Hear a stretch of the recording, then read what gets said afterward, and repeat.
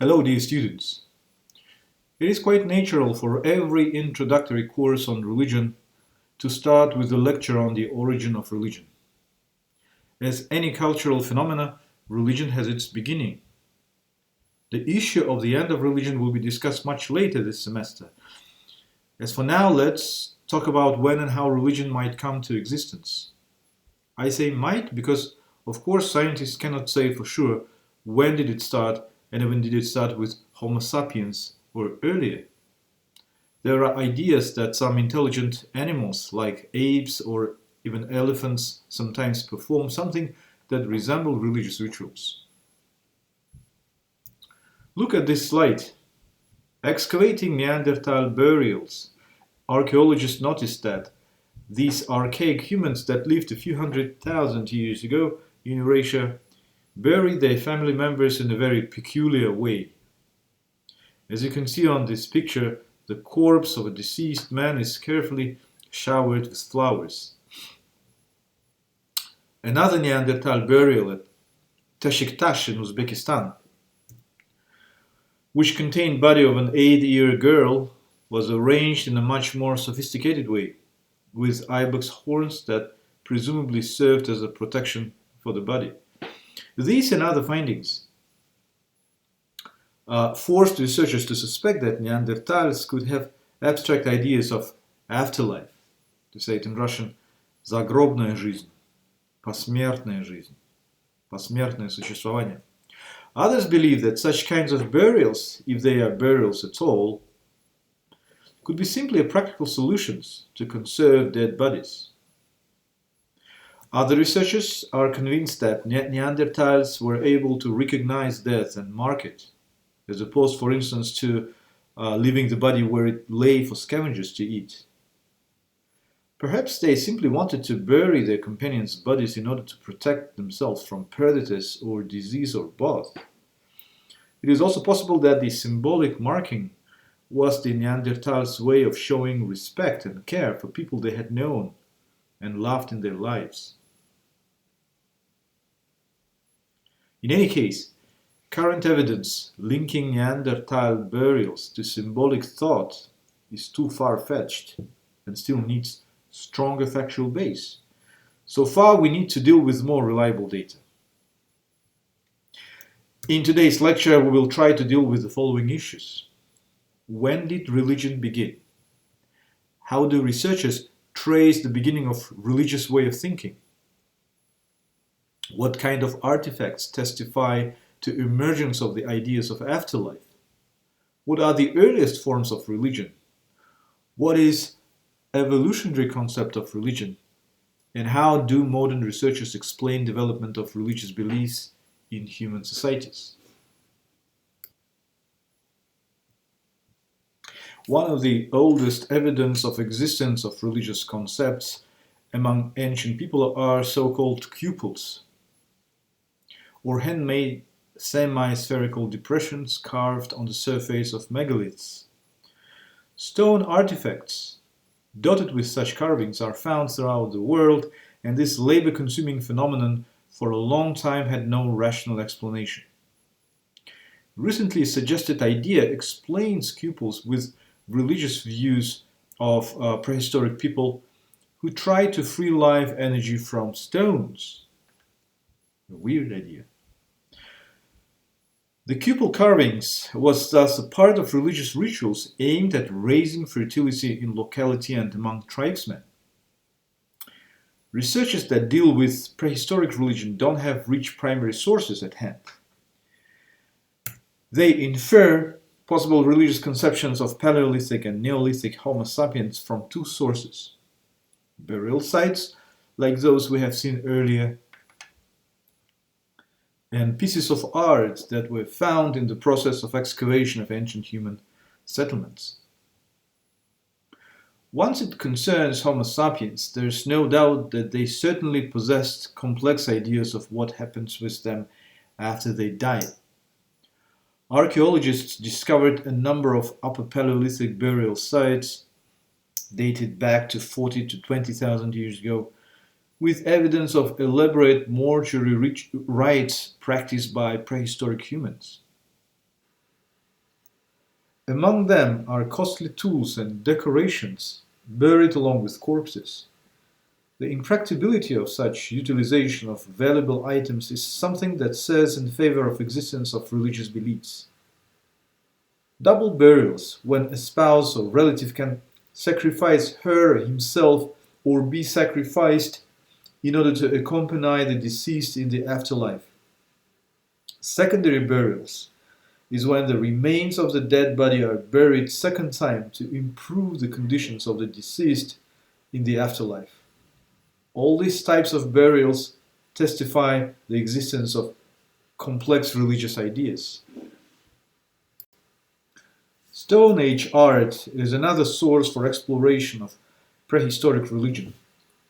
Petroglyphs are images created on a rock surface by scouring, scratching, engraving, chiseling, carving, or any similar method. Items consisting of geometric designs, idiomorphs, as well as representations of animals date from the Neolithic period from 8200 BC. Most of the petroglyphs are far from being thoroughly explained, but some of them could serve as territorial maps or religious or ritualistic markings. Another type of Stone Age art is pictographs, or images created on rock surface by painting. Some of them may go back as far as 70,000 years BC.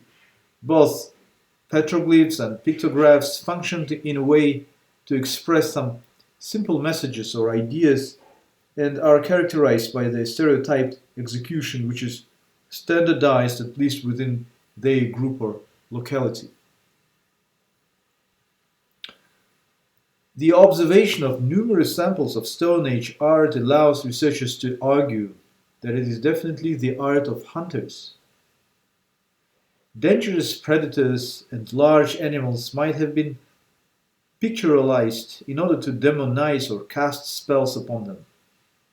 Game animals hunted for food might have been pictorialized in order to improve hunting prospects.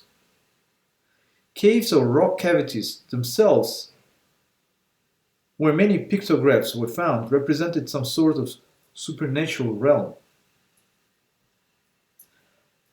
Another type of Paleolithic art is portable sculptures and figurines that go back to 200,000 BC. They are less numerous, which can be explained with their fragility. The most popular findings of this kind are the so-called Paleolithic Venices, or female figures made of stone or bone with strongly marked female sexual traits. These traits may indicate that they were probably fertility symbols or some form of primitive religious icons. However, no clear consensus exists among scholars as to their cultural significance. We don't know when exactly these primitive religious manifestations developed into more or less established forms of religions, the earliest of which can be identified as totemism, animism, shamanism, and magic, which is usually recognized as a special category listed on a par with religion. Totemism is usually described as a kinship system linking humans ancestrally to powerful symbols present in the natural world, most often animals or plants. The famous sociologist Emil Durkheim considered totemism the most basic form of religion. The name totem, which is the root of totemism, comes from Ototeman in Algonquinian, the largest family of languages native to North America. Its original meaning was his brother-sister kin. This type of elementary religion is broadly represented in the world. As Durkheim put it, the totem is the clan's flag. It is therefore natural that the feelings the clan awakens in individual consciousness are much more attached to the totem than to the clan. The clan is too complex a reality for such rudimentary minds to picture clearly its concrete unity.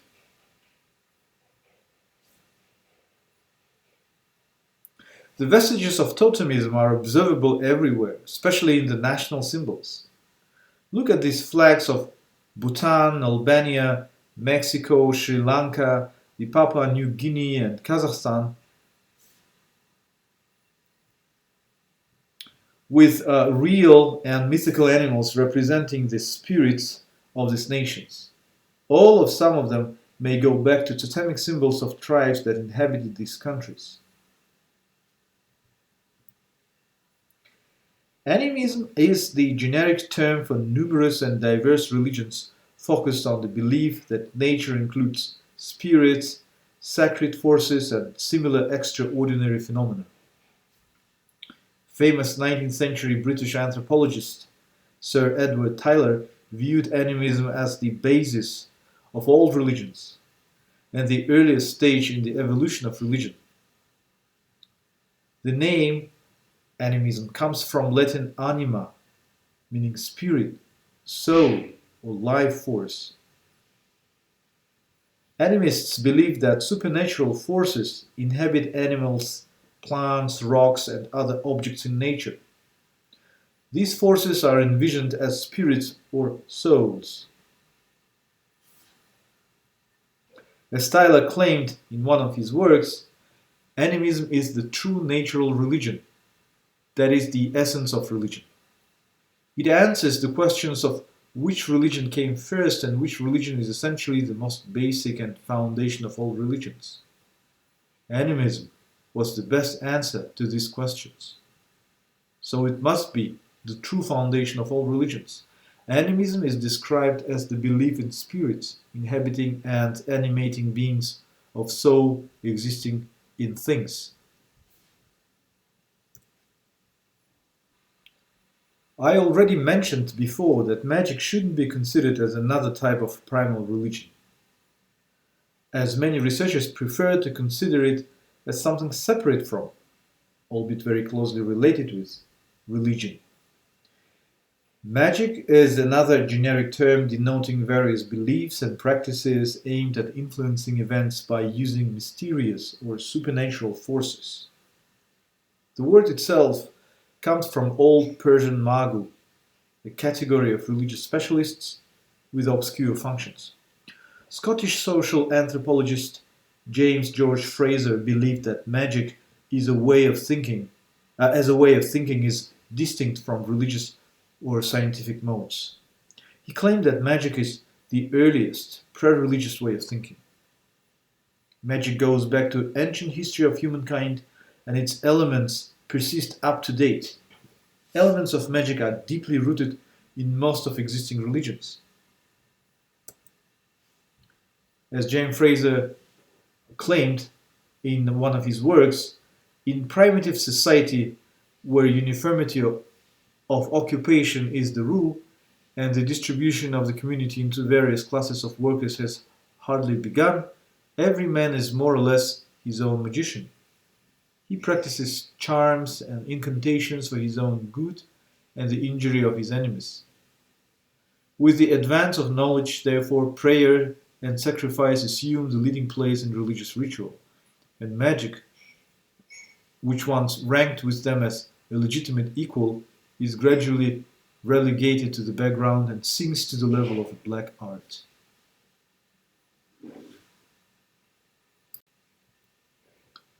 Another type, widespread and persisting type of primal religion is shamanism, which is a religious phenomenon centered around the figure of a shaman, a ritual specialist who is able to exploit close relationship with a larger spiritual universe. The name shaman originates from Evenki Saman, or the one who knows. Initially, the term shamanism was applied only to Siberian belief system, but later it was discovered that the phenomenon is universal. Specific tripartite understanding of the world, the figure of shaman who can travel throughout this universe and deal with benevolent and malevolent spirits are shared by various shamanist traditions from Japan to Haiti. Of course, the list of early forms of religions is not limited to the ones I have mentioned. Fire worship is a religious phenomenon of deification of fire. Fertility cults are a complex beliefs of rites to reenact the productive force of nature. Ancestor worship is a custom of venerating deceased ancestors, and belief of their capacity to influence the lives of their living kinsmen. Polytheism is a belief in plurality of gods that are acknowledged and or worshipped. Pantheism is a religious belief that includes the entire universe and its idea of God. The elements of all these ancient religious ideas and practices can be found in all existing religions of the world. Two theorists of religion, whose names were already given above, Sir Edward Tylor and James Frazer, made most important contribution to the study of early forms of religions. Their interest is explained by their attempts to trace the origins of mature forms of religion through the evolution of these older and simpler forms. This conception, very popular in Europe in the 19th century, is referred to as cultural evolutionism. Cultural evolution is the idea that human cultural change can be described as a Darwinian evolutionary process that is similar in key respects to biological or genetic evolution. Different anthropologists and sociologists of religion considered animism, totemism, magic, or shamanism to be direct predecessors of world religions. Tylor's conception of the evolution of religion, which starts from primitive animism and advancing through pantheism, polytheism, ends up with monotheism, no more finds support. Empirical data shows that monotheism might exist in very primitive societies, whereas polytheism can be a characteristic of advanced forms of religion. Frazer's idea of magic as a precursor of religion is unsubstantiated. Researchers do not see reliable ways to prove or disprove which phenomenon emerged earlier than the other. Most probably, magical and religious elements emerged and coexisted together. Modern researchers prefer to seek for the roots of religion in psychological, cognitive, and social mechanisms.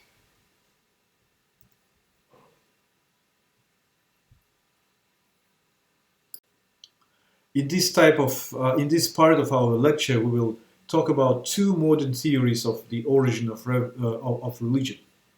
We will focus on cooperation theory, which claims that religion has emerged as an adaptation designed to facilitate intergroup cooperation, and byproduct theory, which thinks that religion is a byproduct of evolved non-religious cognitive functions.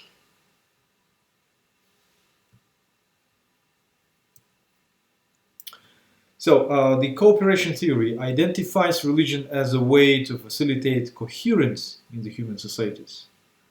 Since religious ritualism and sacrifice may be a very costly social activity, it has brought some anthropologists to the idea that religion, especially God beliefs, has emerged as an adaptation designed to facilitate intra-group cooperation. Religious beliefs and rituals serve as costly signals of commitment to the group. Another important thing is that commitment to the same supernatural agent, or let's say God, could have lowered the costs of monitoring individuals' behavior in communities.